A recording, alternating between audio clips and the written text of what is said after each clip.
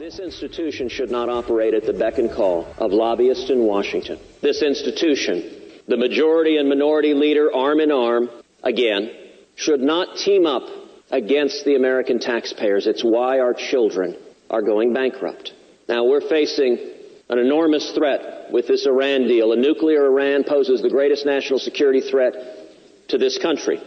And yet, the majority leader refused to do what he just did for the Export-Import Bank on Iran, refused to invoke cloture. That was an extraordinary step. Madam President, if he was telling us the truth when he said there was no deal, why would he do what he just did? Well, we now know that when the majority leader looks us in the eyes and makes an explicit commitment, that he is willing to say things that he knows are false. That has consequences for how this body operates.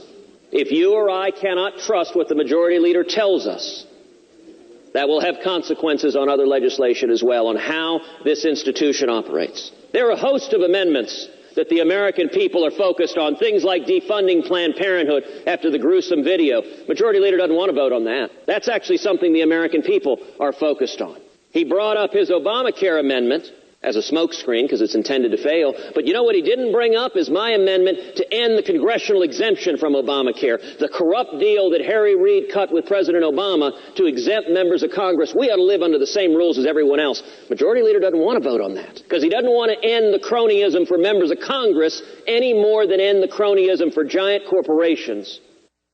Wow. Big moment. The floor of the U.S. Senate today where Senator Ted Cruz took on and explodes on Mitch McConnell, saying he lied to the entire Republican Congress.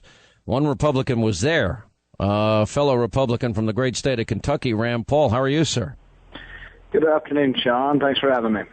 He said shortly after they had their deal on TPA and that had the votes to pass, that you had a Republican lunch, and that Ted Cruz says he stood up and he asked Mitch McConnell very directly, what was the deal that was just on TPA, and was there a deal for the Export-Import Bank? A direct question.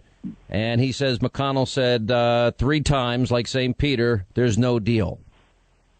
Is that true? I wasn't at the lunch.